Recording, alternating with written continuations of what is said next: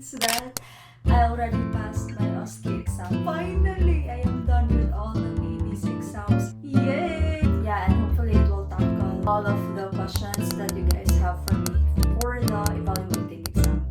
Okay.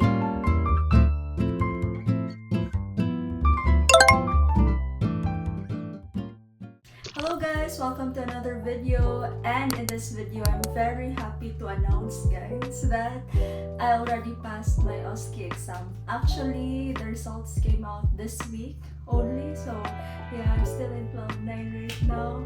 Finally, I am done with all the pebc exams from evaluating exam, MCQ to osce. Yay! Right now guys, I'm just processing some more requirements that are needed to practice as a pharmacist here in Canada. So yeah, there are still some documents that you need to do even after passing all the pebc exams for you to be registered as a pharmacist here in Canada. Depending on what province you are in, it would be better to take a look at the website and then just read what are the requirements for the further steps after the completion of the pebc exams. Okay, so I have my notes over here just to make sure I won't forget anything in this video, because hopefully this will not be too long. Yeah, and hopefully it will tackle all of the questions that you guys have for me for the evaluating exam. Okay, so for the evaluating exam guys, I took the exam last June 2023 and I got the results like a month after that one, so that would be July already. Okay, so the most common question that I got is, did I enroll in a review course in preparation for my evaluating exam? And yes, I did guys. So there are tons of review centers here in Canada that will prepare you for the pebc exams, and my advice is take a look at their websites, take a look at the reviews from the students that took the course, and see which suits you best. Because we all came from different backgrounds guys, with like different strengths, weaknesses that we've got. In each review course, they would have their own style or their own way of teaching the students. So that's my suggestion. It would be best to check out their website, the review. My second advice guys is take a look at the blueprint from the pebc website. In there, you will be able to see which topics or like which subjects will come up in the evaluating exam. This way, you will be able to also see like which specific subjects are your strengths and weaknesses. Focus on the weaknesses, and that way you'll be able to prepare better. As for me guys, I work as a hospital pharmacist for almost 7 years, and I took a look at the blueprint again and know that I had to focus on pharmacokinetics, biostatistics, biotechnology, and the new topics for me, which were the jurisprudence and the Canadian healthcare. As for the clinical sciences guys, I know that I have better knowledge in this area, so I'll attend less time. Third is know that this journey will be long and a difficult one. It's not easy guys, no one has had it easy.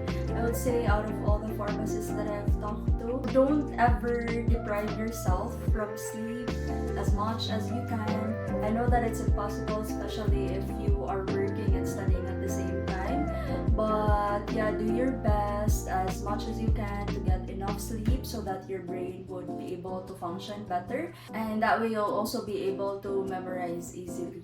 My fourth advice is to put tons of notes in your house guys, especially in your room, washroom, in the kitchen, in the living room, places that you would be able to put your notes guys, so that in that way you will be able to save time. So like for example, if you're cleaning, you would still be able to take a glance from those notes like from time to time, and yeah, you'll be able to multitask and do two things at the same time. So while I was taking this pebc exams guys, my room was full of notes. I only put notes on the walls of my rooms guys for those topics that I find hard to remember, such as those topics that you really have to memorize, or else you won't be able to answer the question, such as the formulas for the BMI, millimoles, milliosmoles guys, those stuff, and other topics such as the Crohn's disease and the ulcerative colitis. I know I had a hard time memorizing the treatment algorithm for those conditions. Next one is plan and schedule accordingly, guys, especially if you are working and studying at the same time. As for me, I was studying full time, like from Mondays to Fridays, and sometimes I also have to work on Saturdays. So what I did, guys, was whenever I have my days off, I would study like 8 to 12 hours each day, and during the weekdays wherein I have work is I would study around 2 to 3 hours each day. And yeah, you just really have to manage your time properly, especially if you have to work while reviewing for the pebc exams.